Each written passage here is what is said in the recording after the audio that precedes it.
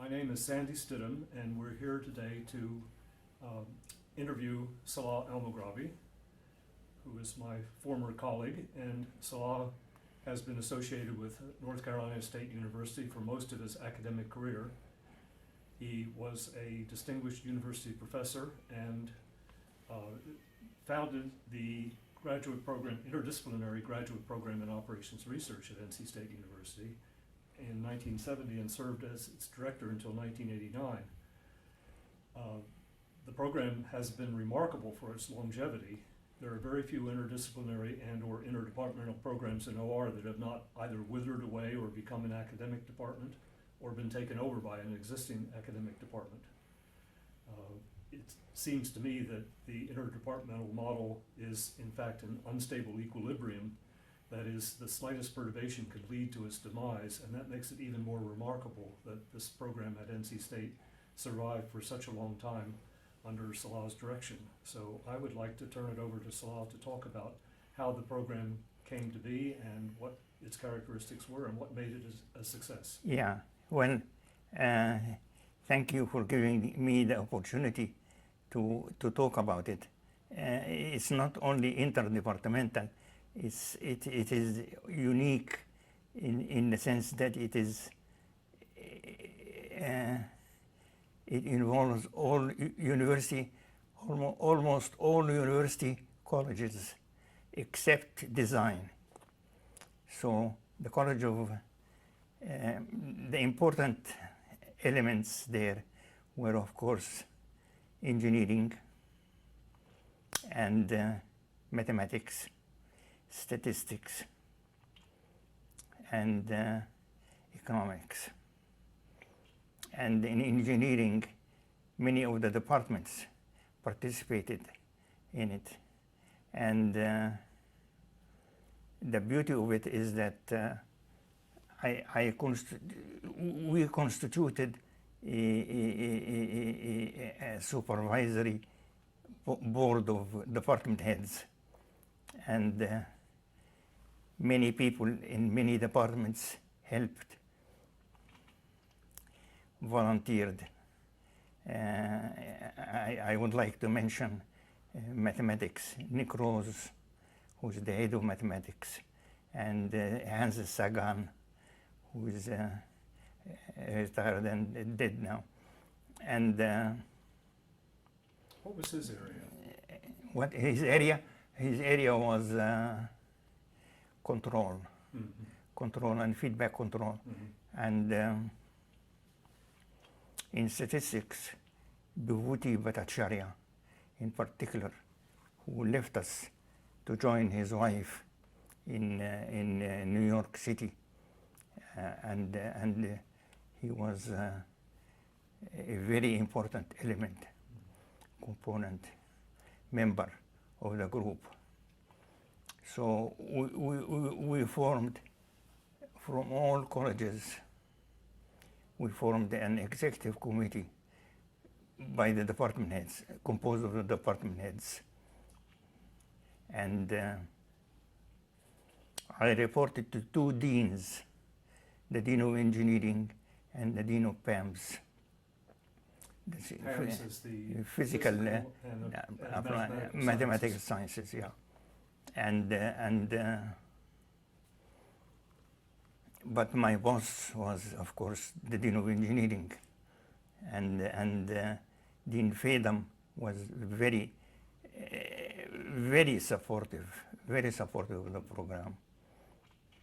His associate dean, Bob Carson, was also supportive. I was invited here from Yale University, where I was associate professor, by Cliff Anderson and Bob Carson. Both in the industrial engineering? Both in, yeah. Bob Carson was the associate dean for academic affairs, and Cliff Anderson was the head of the IE department, and they were very supportive. So other than that, in mechanical engineering, civil engineering, electrical engineering, industrial, of course, industrial engineering. Was anyone from textiles? Yeah, somebody from, yeah. There was one person from textile who taught a course in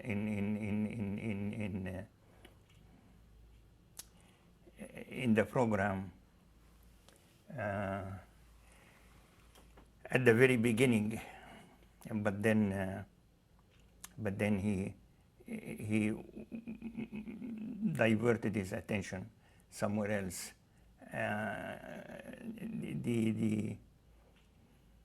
The interesting thing is that at that time there was no school of business, and yet the first time introduction to OR was taught. It was taught by somebody in the school of business, which was just a department. But it started in the economics department? yeah, it started in the economics department, yeah. And in mechanical engineering, there's Clarence Mayday, and in industrial engineering, there was, of course, several people who are interested and contributed significantly. Before you came, do you think that Cliff and the other people had the idea of making an interdisciplinary, interdepartmental program, or did that evolve after you came? No, it developed after I came, because I did not want, I wanted more than one college to be involved in it. And indeed, PAMS contributed significantly. And I was the director for 20 years. And it took me the last 2 years to find the replacement. And I found one, who is Shuchun Fong. And Fong is a mathematics, really. His area of expertise is math programming.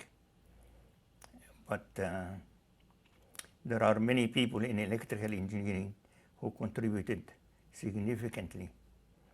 I can't remember names, and I can't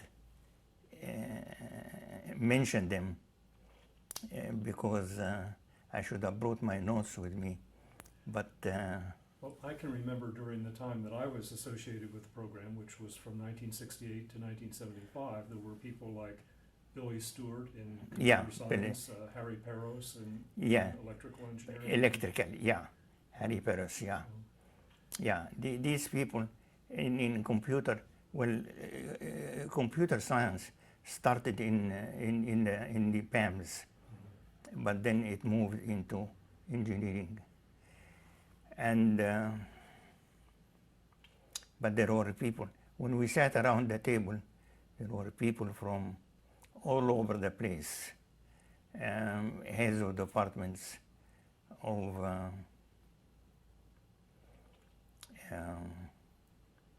you name it, and you would be there. Was there somebody from agriculture? Yes, there was a College of Agriculture. In fact, in the College of Forest Resources, which is now called Natural Resources, we had a project which is a very fascinating one, and that is how many, I remember it very well, how many flights should you have aeroplanes to detect spots where a contagious, the southern pine beetle killed certain areas, and they became black, they browned, and the question was, you want to cut the spread of of the infection. And the question was, what is the optimal way of arranging the flights of the aeroplanes in order to cover the area, and which area should be covered, what's the priority of covering the areas. So School of Forest Resources, all colleges participated except the School of Design. I could not find anybody there but civil engineering uses it in construction, in its construction, and mechanical engineering in the design of parts of the engine, and optimization of the crankshaft and the bearings and the lubrication, and etc., etc. So it was so unique. The dean of the graduate school at the time was Deborah Stewart, and she was very supportive of the program, and she used it as an example of cooperation among colleges, and which is quite rare, as you know. it is very rare. I don't know I've never been able to understand why it worked so well here, except the force of your personality, I think, and your determination had a lot to do with it. Well, But thank it you. also had something to do with the receptivity of the departments and colleges. Departments, in this yeah. university. They were not being selfish the way They were not, and they did not feel threatened in any way. In fact, they felt very supportive. It supported what they were doing, and it helped them do it better. So I am very proud of the fact that in 20 years we had the cooperation of so many colleges, all colleges, all of them, except design. Yeah. And somehow there must be something in recreation, and because the School of Design also deals with recreation, and but I could not find somebody who is interested in working on it. But it took an effort, and half my time, more than half my time, was kept keeping people informed of what is happening, so that nobody feels neglected or left out. I think you told me once that every year, at the beginning of every year, you had to go around and tell everybody all over again what the OR program was, and what the nature of it was, and Yeah. the interdisciplinary It nature was, of the program. it was very, very informative and very, very interesting. The receptivity of people when they feel that they can contribute to something, and I made many friends that way throughout the university. But the people who really helped the program are basically from 3 or 4 departments, and that is mathematics, statistics, engineering, industrial and electrical engineering. They were the most fundamental ones. Yeah. Do you know of any other program quite like this program for having lasted such a long time and been so successful? Yeah, the closest to it is the one at MIT. That's what I was thinking. Yeah, MIT. The only difference is that we had a program which is intercollegiate, and very cooperative. There they had a center, and the funding was always a problem, because the dean of Engineering and the Dean of PAMS, that's Mathematics and Statistics and Physics, were very supportive. And they gave me almost all what I wanted. Almost all what I wanted. Yeah. What I asked for. Which of course means that I didn't ask for much. Yeah, what I asked You should for. have asked for more. No, I was very happy to see the program spread, and we had students from all over the place, from all colleges, majoring and writing their theses in operation research. Yeah.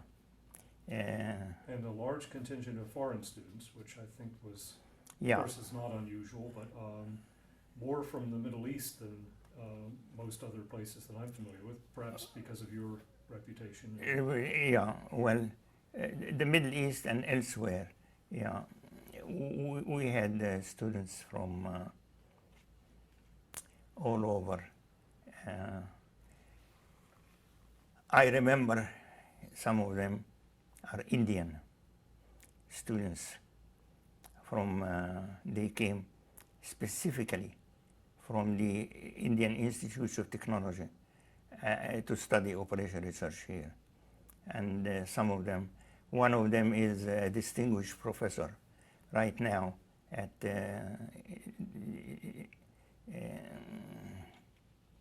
Technical Institute, Virginia Tech.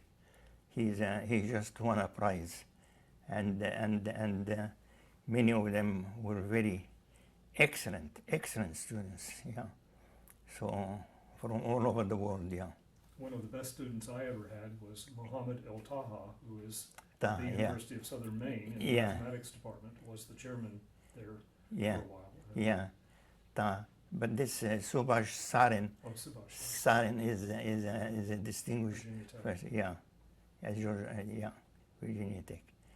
Yeah, and I had many friends, and then the program gave me the chance to meet people and compare notes with them, and the program really was unique in the sense that it did not reside in any department. It was inter-college, interdepartmental, and people really contributed their time and effort to it, and they supported students in it.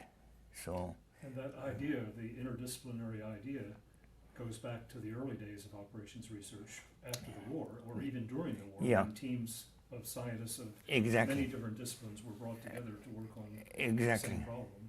Exactly. And you were, in a sense, carrying that Yeah. tradition forward. Yeah. There were a lot of people who thought that in those days that operations research should never be a narrow discipline in Yeah. one department, and Yeah. that would be detrimental to its success and its mission. It is. I think so. And then when I left it to Shuchen, Dr. Fong, he couldn't take it for more than 5 years. And after 5 years, he quit. He resigned.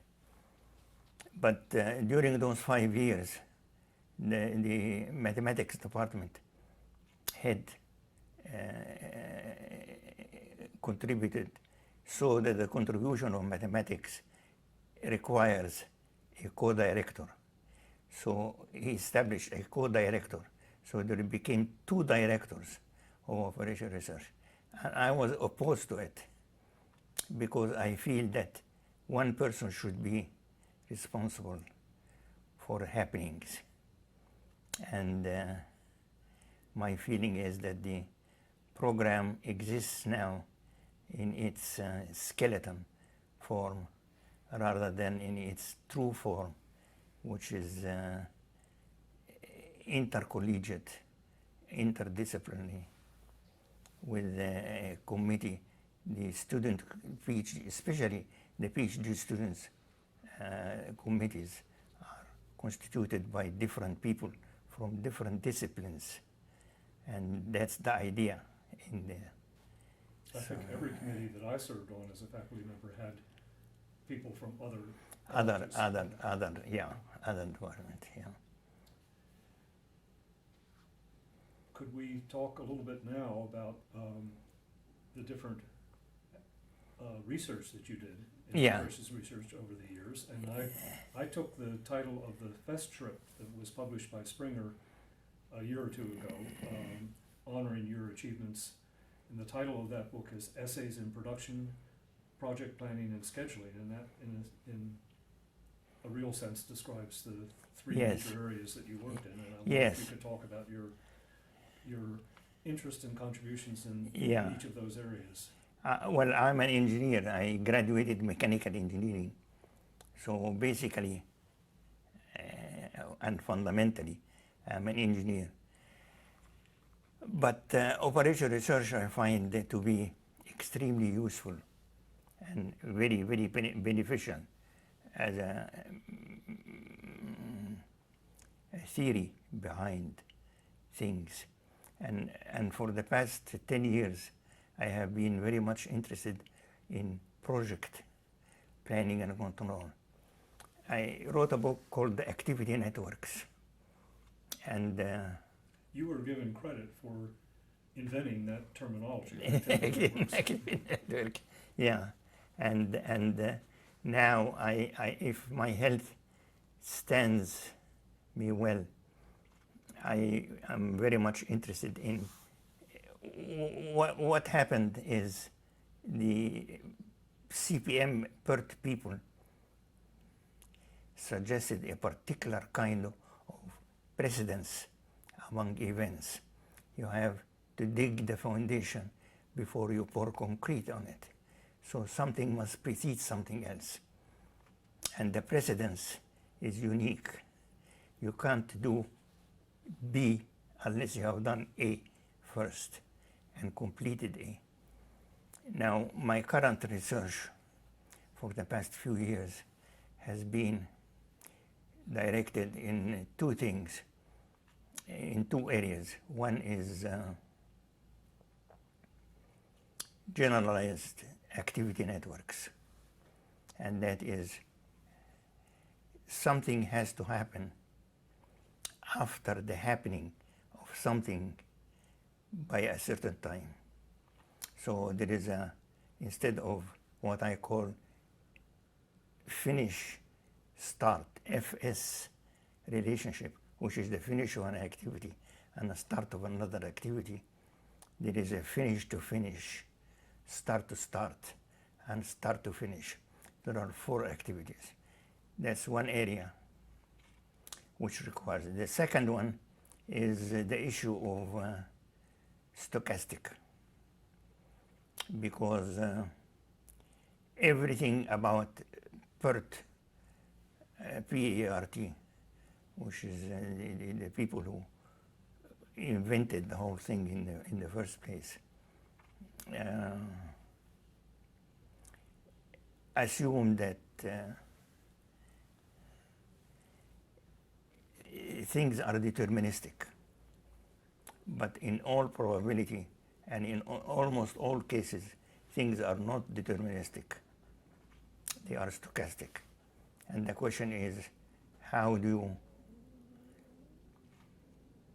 you take care of that? And I suggested something in a talk, a plenary session talk of ORSA plenary session talk, and using Monte Carlo sampling to estimate. The idea came to me watching weather forecast. You notice that if you watch the weather forecast for a hurricane, you'll find that it starts near Cuba, and then it opens up like a funnel, and I use simulation, Monte Carlo sampling, to do that. And in the meantime, you estimate costs. So managers typically don't know how much a project can cost because of the uncertainty in the supplies of the supply of the equipment and personnel and resources required to accomplish the various activities. The uncertainty, and the question is, what would happen if certain things are delayed and or advanced? The material arriving too early and then you have to store it, and that costs money, or too late and then you have to look for it, and that costs money. So the question is how to take uncertainty into account, and that's what is occupying me now. If my health stands up, I will do it. Yeah.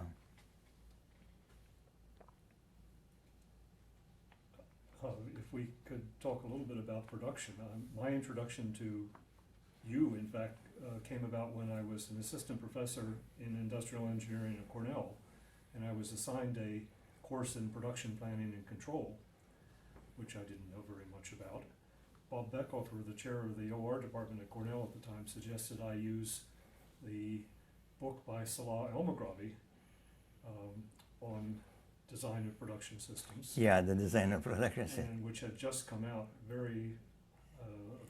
year or two before Yeah. I was teaching this class, I think. And you had been at Cornell as a visiting Yes. assistant professor Yes, in 1967, I believe, and that was the year before I arrived. yes. So in any case, I used the book. I was very happy with it and very impressed with it, and that I think had a large part in my planning when I eventually moved to NC State, because I already knew that there was this very smart person named Salah Elmaghraby who had written this very good book Yeah. on production planning. Yeah, thank you. Well, that book, believe it or not, I wrote 3 books which bear my name. That book was my first book, The Design of Production Systems. And of all things, it was translated into Romanian. Don't ask me why Romanian. And I was really fascinated by it. My daughter now lives in Bucharest, which is in Romania. Yeah, I have a copy of the book here. They gave me a copy in Romanian. Of course, I cannot read Romanian, but it's so that book, yeah, summarized. I really would like to expand it, but the one that I really would like to expand more is the one on activity networks, because that was translated into Japanese, and I was invited to Japan and to go over, lecture from the book. And it's a very... That would have been in the 70s, I think? Yeah, in the 70s, yeah, in the 70s. And, but there are whole generalized activity networks, generalized precedents, what I call GPRs, generalized precedence relations, are very, very important, especially when you take probability into account, especially because most people don't know how to deal with probability. In fact, most people don't understand the concept of probability. As I recall, the original attempts to put probability into critical path methods and PERT were very crude and involved just very crude.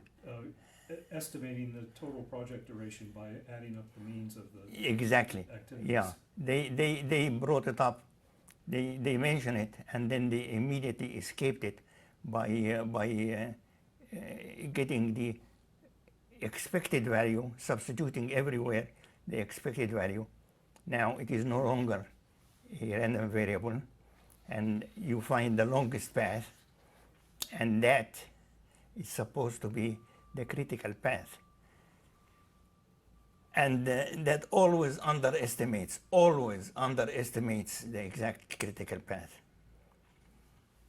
So, but there are, the tragedy is the handicap there is in the logic, because the logic is A has to be finished before B can start. But suppose you can start B halfway in A, and then what would happen? And the idea of introducing probabilistic stuff in the generalized precedence relations is something I really would like to accomplish before I die, but my health is not helping me there. Yeah. The other major area that is covered in the Festschrift is scheduling. Yeah. And, do you want to say a few words about your interest in scheduling? Yeah, that scheduling is one of the most fascinating areas, especially when you talk about stochastic. How to schedule activities. I'm concentrating now in project planning. How to schedule activities when there is uncertainty in the duration and the content of the activities themselves, and the contributions there lie in developing procedures where a manager can in fact pursue a particular line of thinking different from the common one, and the common one is the things have to wait. But suppose things cannot wait or should not wait, because if they wait, something happens to them, to their content. And the question is, what can he do? One of the things that entices me now in my old age is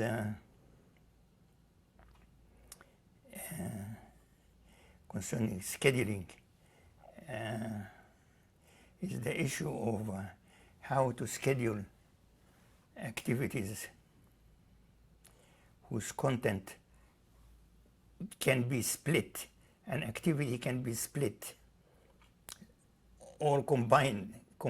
2 or 3 activities can be combined. This has never been discussed by anybody, and that is quite common. You and I do it all the time. You want to do something, and somehow it's unachievable the way it is. However, if you split it into pieces, it can be much more easily treated.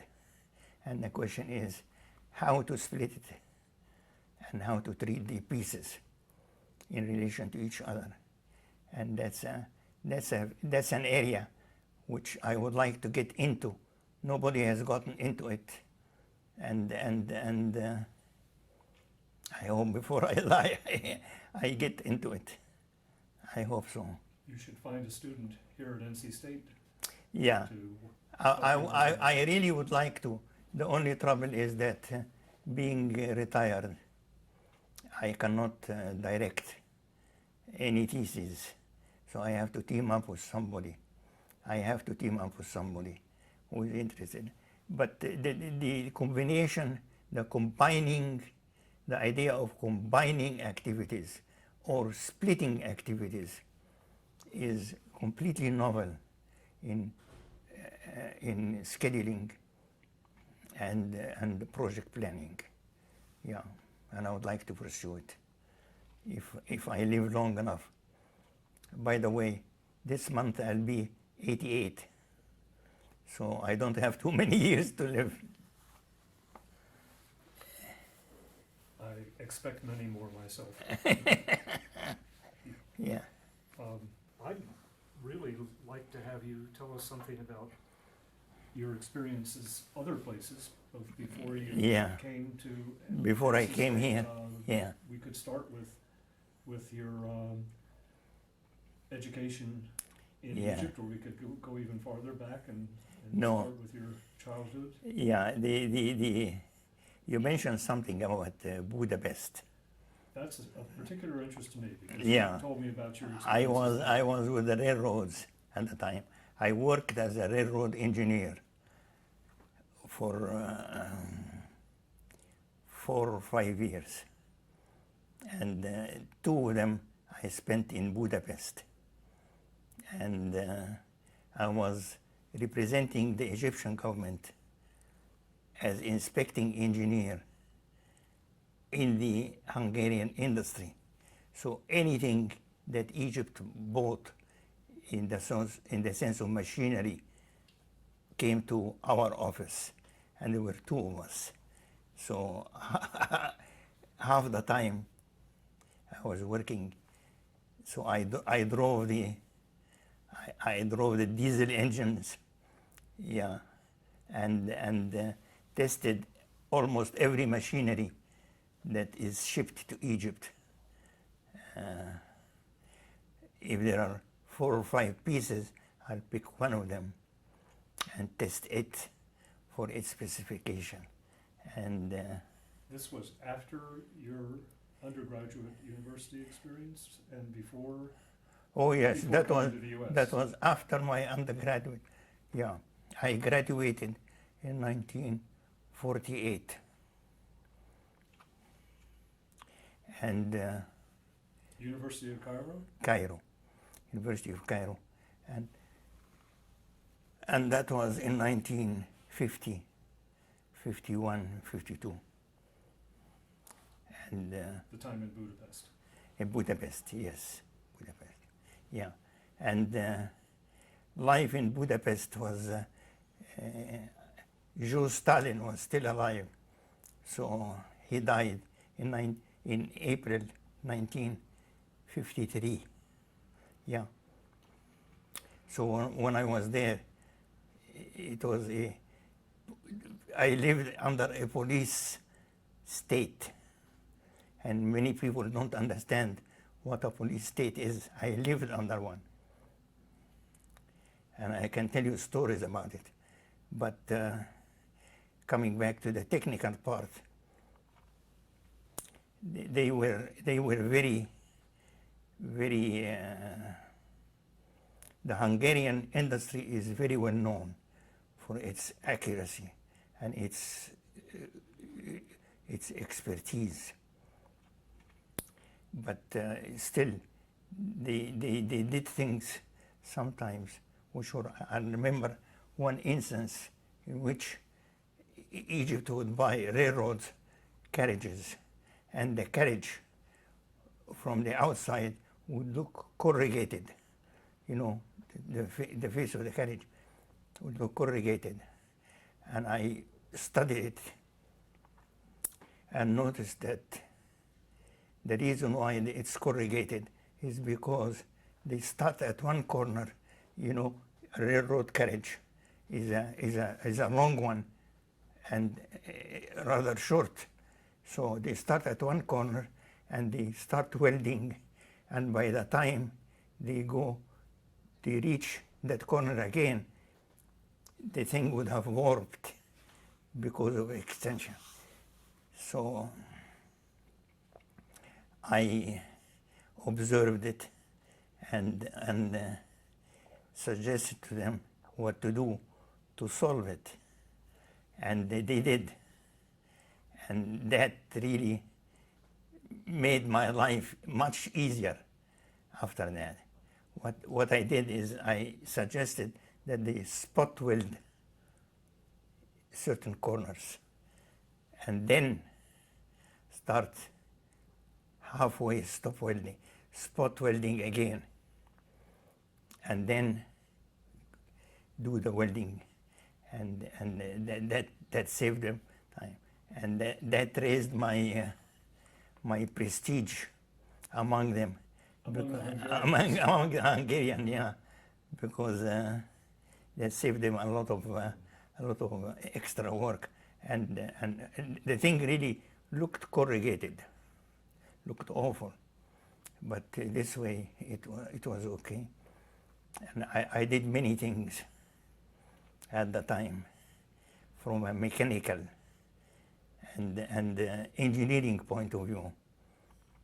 Yeah, but living in Budapest was an experience in itself.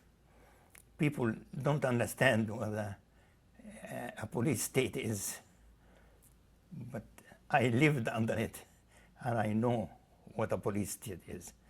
I had a letter because of my job required me to travel. So I would leave Budapest and travel to where the company is. I had two functions. One is to inspect the material being shipped to Egypt, and the second one is to certify that a company is in fact a company. It exists. It's not just a piece of paper. You know, it's not a shadow, something. So I had to meet with the directors, the people working in there, certify their credentials that they are in fact what they say they are. And Did you have to go to all parts of Hungary? All over the I did. And I had a piece of paper with me saying that because of my job, it requires me to travel, and please facilitate my travel. Because people in the United States cannot imagine something like that happening.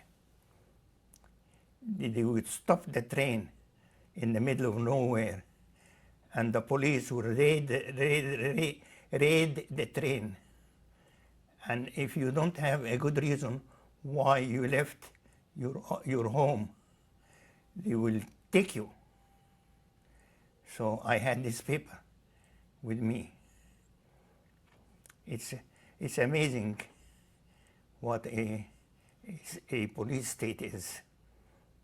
It's a horrifying experience, horrifying, yeah. But you have told me in the past about some of the benefits of being in Budapest, being able to go to symphonies and opera. Yes, at very yeah. low price. And Yeah, that's one thing that really was a side benefit. The communists did many things, but one thing, they did not invent anything new, but they perfected what was there. So ballet and opera and dancing were really highly regarded, and quite cheap. So I enjoyed my life there, because of course my telephone was tapped, and my acquaintances were all investigated, and I couldn't invite somebody to dinner or lunch because I'm a foreigner, yeah, and it is dangerous to be seen with a foreigner, yeah. People don't understand. You have to live in a police state to understand what a police state is. were you the only Egyptian? No, there were two of us in the office. Yeah. So at least you had somebody. Yeah, I had, yeah. But it was very interesting experience. I'll never forget it. Yeah. And when the revolution came in 1956, yeah, I knew why there was a revolution, and I sympathized with it. Yeah. It's a terrible thing to live under a police state. Terrible thing. I remember once I was in a. It has some good aspects to it. I was once in a nightclub, and I lost my wallet.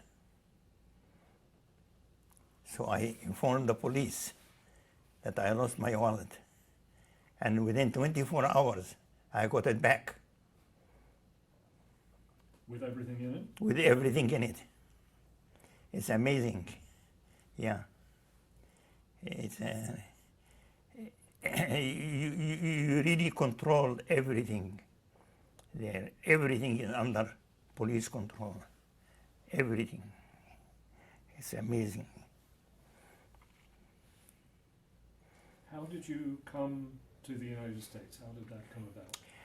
Well, I've always wanted to study. When I reached London with the Egyptian office, the railroads, I was employee of the railroad. I got a government fellowship to study for my doctorate in England.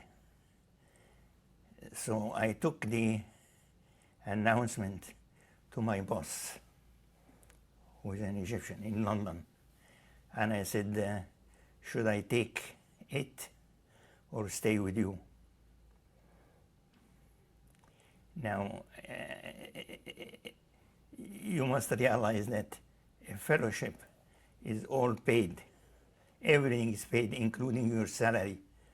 So you live very well. So, and he asked me, he said, do you want a scrap of paper or you want to be an engineer? And I said, no, I want to be an engineer. He said, you stay with me and I will teach you how to be an engineer. So perhaps I'm unique in that respect. I'm one of the very few, I don't know anybody else who rejected a government fellowship. Yeah, because it's a very prestigious and you live very well, all expenses paid. Once a year you have a trip back home, paid, fully paid. So. Could you have chosen which university in Yeah. the United Kingdom? Yeah, I could. But so I stayed with the office. So that's how I learned. And he fulfilled his promise. He sent me to study steel. So I studied steel, the making of steel from the raw material all the way to the finished product. All stages, the blast furnace, the open hearth, the crucible, the electric. I was in Sheffield. I lived for 2 years in England, and one of the part of it I spent in Sheffield, and I got to the point where I was really an expert on steel. I would test a piece of, take a sample for the thing, and I test it, and I would look at the broken part, and I say, this is lacking such and such chemicals in it, and it was. I got to be very good at it. But then to answer your question, I wanted to study. So after 4 years of doing this, I decided that enough is enough. I have to study. So I was offered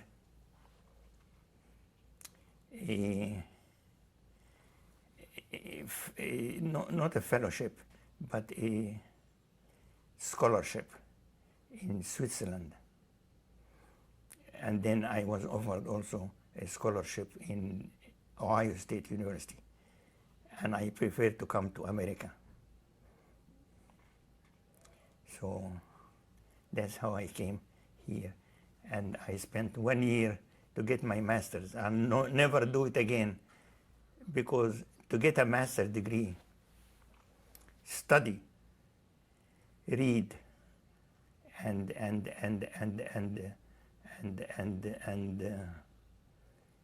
write a thesis in 1 year is terrible. It's an experience which nobody should have, but I had to, because I spent my money and I borrowed money in order to study, and I did it in 1 year. And then I went to Cornell, where I was a little bit, I still borrowed money to study, but I had an assistantship. Bob Beckhofer was my sponsor there, and the head of the department, Andy Schultz, was Andy Schultz. He was the chairman of my committee. Yeah. And what was the subject of your dissertation? well, it was mathematical programming. Yeah. At the time, math programming was something new. That's in 1950. I got my degree in 58. So in 56, 57, linear programming was brand new, and I think my dissertation, my thesis was about the transportation model of mathematical programming, and it was a good experience, and I had a very good advisor at Ohio State and a very good advisor at Cornell. Yeah. Who else was on your committee at Cornell? Andy Schultz was the chairman? The chairman was Andy Schultz, Beckhofer, and I forgot now. I remember his face, but I can't remember his name. He was also a member of the committee, and they were very good to me. Very good, yeah. I saw that you wrote a paper with Bob Beckhofer. Yeah, we had, yeah. Did that come out of your No, assistantship? No, he was interested in ranking, variables, and when they are stochastic, how do you rank them? And I'm trying to remember the third member of the committee, but I will remember it at the wrong time. But it was fun, and I did get the paper.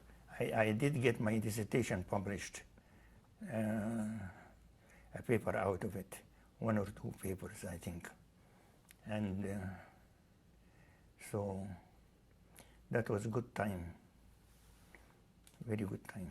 And you enjoyed living in Ithaca? Ithaca is Cornell. Mm-hmm.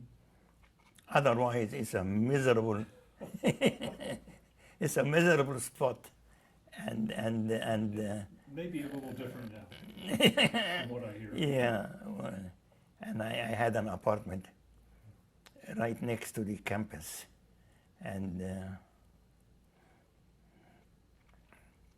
yeah, it's By then you had been in some places where it snows. You've been in Ohio, yes. and you've been in, Oh, I have been, well, I have traveled all over.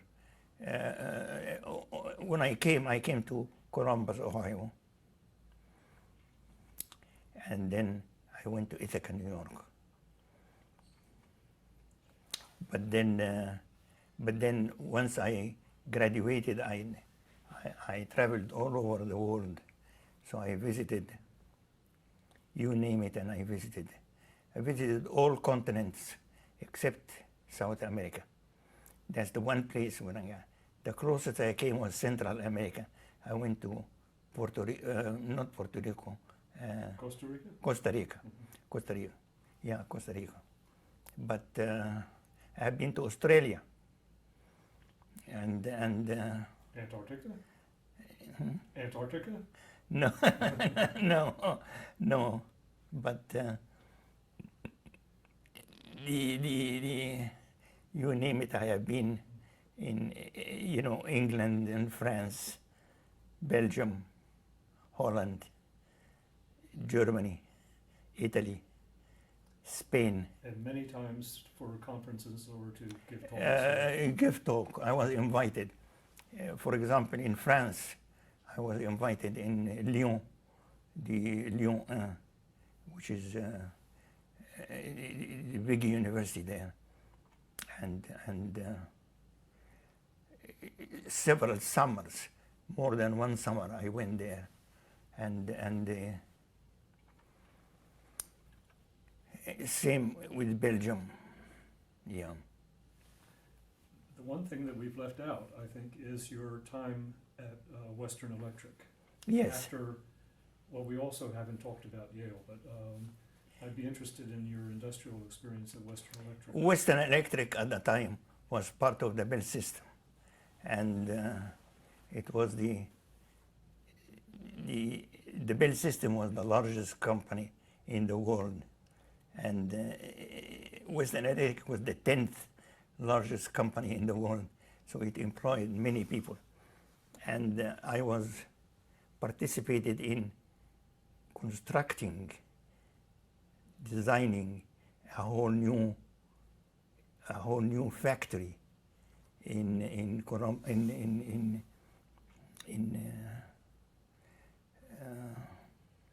Princeton? in In Princeton? no. But you were No. You were in I was stationed in the research center in Hopewell, New Jersey, which but they gave the address Princeton because everybody knows Princeton, but nobody knows Hopewell, and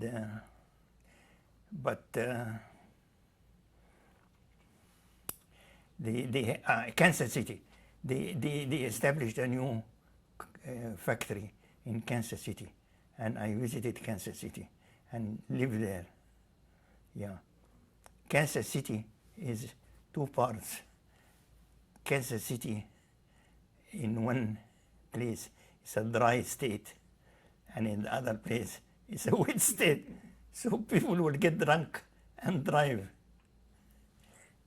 from one to the other. I've driven across that bridge, and it's not one I would like to drive. No, drive it's across not. in It's not. It's not safe at all. Yeah. Yeah. But how long were you at Western Electric? I was for 4 years, and then I was invited to be associate professor at Yale University, and I always wanted to teach. My father was a teacher of mathematics, and I always wanted to teach. So I took it, and I stayed there for 5 years. And that was in the Department of Administrative Sciences? Administrative Sciences. Later to become the business school. Yeah. School of Organization. And Yeah, exactly. And that's why I didn't. Yale is a great institution, but I was unhappy. First of all, New Haven is not a nice place. Second is I was not in an engineering college. And basically, I have love-hate relationship with engineers. I am an engineer, and I like being engineer. And they made it so that the 5 years I spent some of it visiting other places. But at the end of the 5 years, I was invited here to, to create and head the OR program. Which brings us full circle to how we started the interview. Yeah. And I think we're reaching the end of our time because I know you have an appointment elsewhere. Yeah. Is there anything else that you would like to No. add? No, I would like to thank you for the opportunity of going over. There are some people who I really would like to mention their names, but time does not permit me. But there are so many of them. They all help me reach where I am. And I'm looking back, I don't think I made a mistake. I don't think so. The program was a model program. It was quoted by many people in many places as an ideal program of intercollegiate, interdisciplinary program. And I'm very proud of that. And thank you for the opportunity to go over it. And I would like to thank you for supporting me when I was a member of the program in many ways that were very important to me at the time. And I would also like to thank you for taking your time to tell thank us you. all these I interesting appreciate things about your it. professional life. I appreciate it. Yeah, thank you.